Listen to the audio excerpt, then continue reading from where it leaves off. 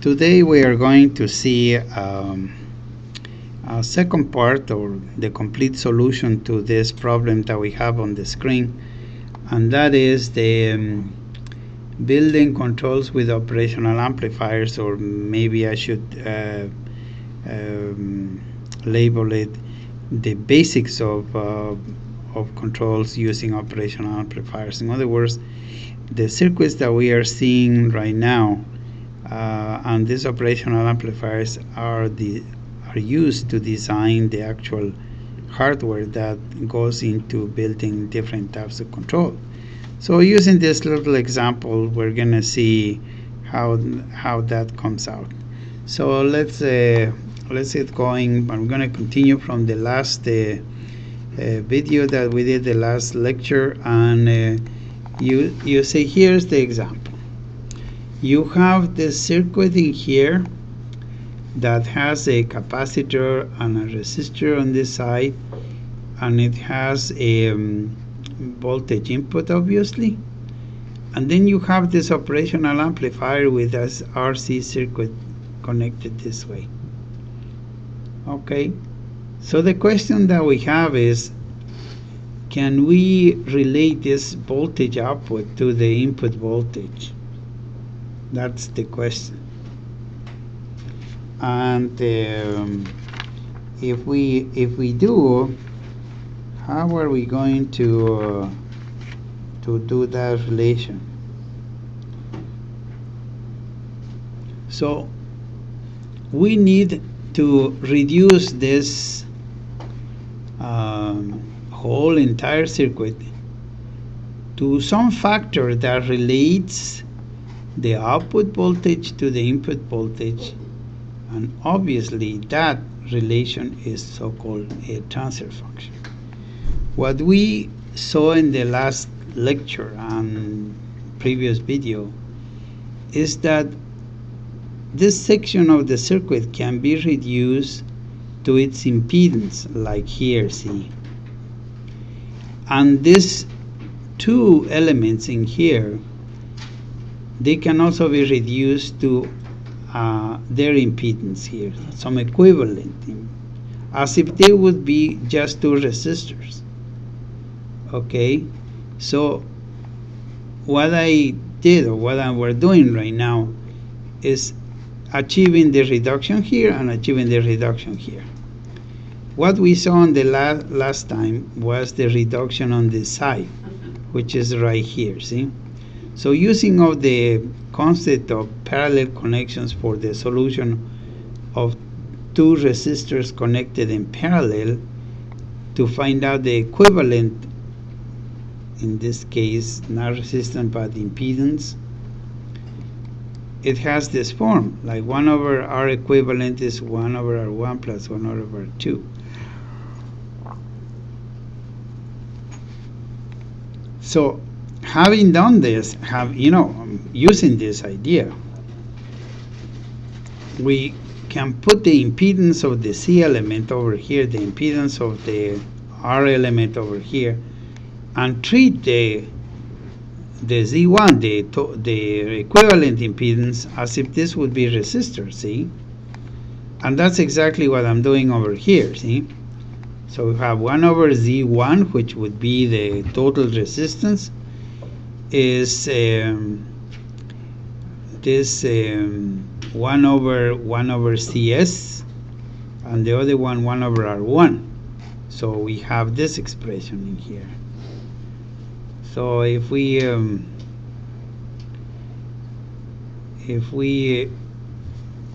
invert it, or you say the 1 over Z1 is going to be CS plus 1 over R1.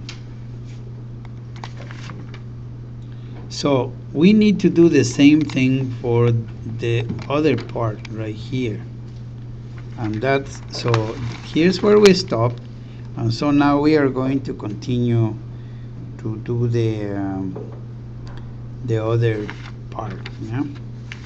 So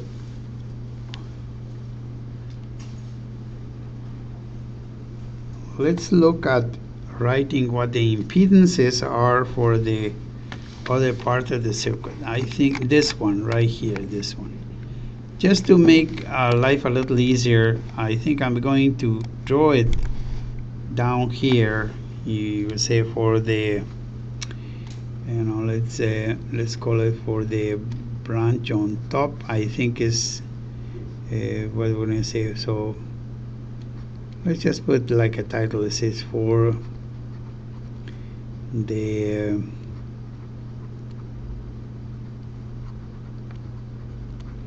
for the top branch. So in here we let's just draw the circuit to make sure that we know exactly what we're talking about.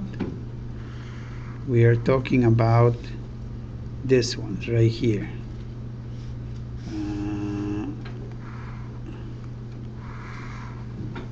See right here. This one right there. So let's just draw it over here, and that is going to be like this, where you have R sub 2 over here, and then you have C sub 2 here, like this. You see, this is the normal form. If we write in the impedance form, we can say that this one here is like R sub 2, but this one is 1 over C sub 2 times S, and this of course is equal to this Z2. So let's just put like in parentheses here. So this would be the impedance form. This one we could call it equivalent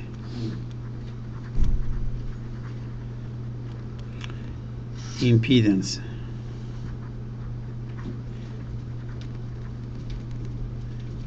Form. Yeah. So you have the equivalent impedance form right there. And so we can say, if we write in the equations, that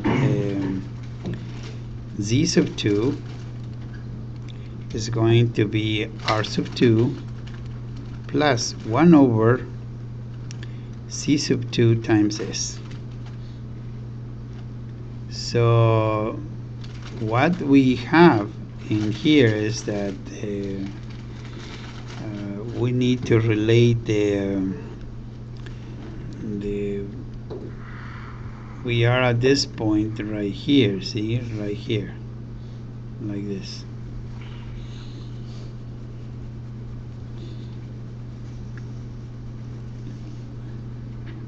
And we already saw that from the prior examples, remember the inverting operational amplifier, we already saw the resultant of that. And maybe I'll go back just to make sure that we are on the same page. The inverting operational amplifier, remember in here, when you have exactly like what we have right now, you see here, what was the result for the output voltage? It was the relation between the two impedances with a minus sign. That was what it did. This is called an inverting operational amplifier. So this circuit that we have in here, in front of here, this is exactly what we have in here right now. You see it here? No, here, right here, like that. This is exactly what it is. So if that is true, well, let me just put here B out and then B in, so that do you see it now? This is the inverting operational amplifier.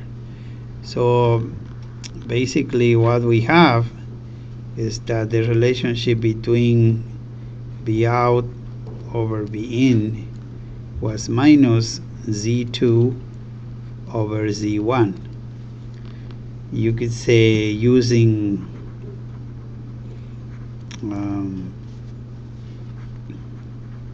the derivation of the inverted, the what we call an inverting operational amplifier. Inverting operational amplifier. Very good. So if this is the case, what do we have? We say, okay, V sub 0, V output over V in is minus, and then what is going to be Z sub 2?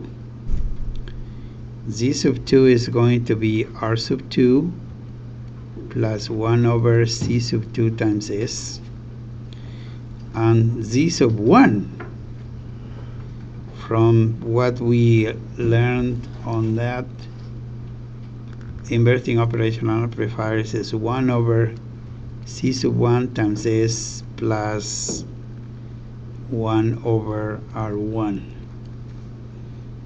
Okay, so using this, we can reduce this and do a little bit more of a,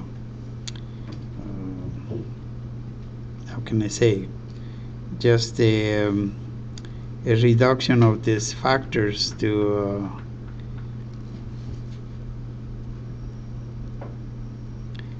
come up with an expression that you have in terms of the, do a little algebra on both sides here, and you will have this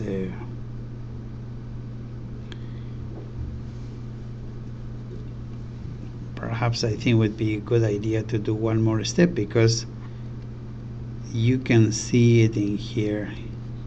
This is basically, this is going to go up, is like the minus multiplied by C sub 1 times S plus 1 over R1, and then you have it like this, see, R sub 2 plus 1 over C sub 2 times S. Because we want an expression with a numerator and a denominator, we multiply these two. So let's just give it a try. Here you have, this is a minus, and then you will have like a C sub 1 times R sub 2 times S plus C sub 1 times S divided by C sub 2 times S. That's right there, this cancel, and then you have plus R2 over R1, and then plus 1 over R1 C sub 2 times S. See? And so we keep on working on this. If we try to get us an expression of the numerator or on the denominator, you could say that the denominator is R1 C sub 2 times S, and then you multiply this by the numerator, which would be minus R1 C sub 2 times S times C sub 1 R sub 2 times S, and this would be plus R sub 2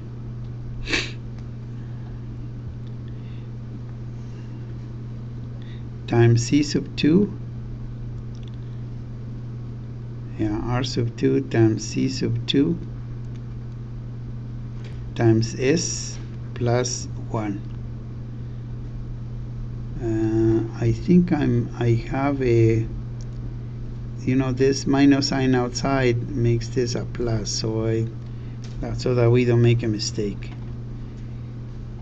The fact is that you have this transfer function minus sign, and then you have this in here. You have r1, r sub 2, c sub 2, c sub 1 is square.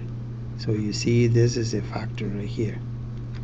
Plus you have the other factor, and I think I'm missing a term. So yeah, this r2 over r1 and s, so we have an end here, and then plus 1. There's something I am yeah, am I right?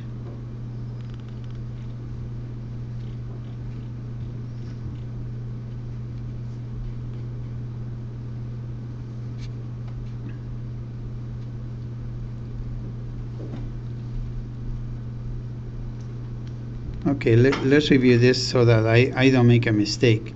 So if you multiply this by this, you get this factor. If you multiply this by this, you get this. If you multiply this, you get this. And if you multiply this, you get that. I think we're fine, right? Yeah. Your C1 over C2 factor, so it would be C1 over C1. So this divided by this produces this, so that's not a problem. This one here divided by c sub 2 is, yeah, we need 4 terms and we are missing 1, right? So we have one more in here, that this divided by this is r1 times s times c sub 1, right? C sub 1, r sub 1 times, now we're fine. And so having done this, then we have c sub 1 times r1 plus c sub 2 r sub 2, and then you see this factor is s, and then plus 1. You see now it has taken the shape of the numerator and the denominator as we would like. And then what I am trying to say to you is that if you put numbers now into this, if you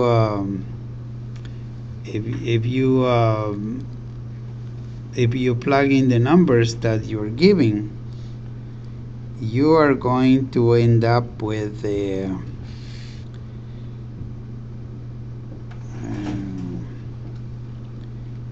polynomial that has the value on something like, let's see, we have minus, I think is 1.232 s squared plus, you will have something that says 45.9 s, and then plus 22.5. okay, this thing here is called the, remember it's in the S domain, is this is called the derivative control, derivative term. This is called the proportional control. Excuse me, I think in here we have, I'm missing something. This is the proportional control.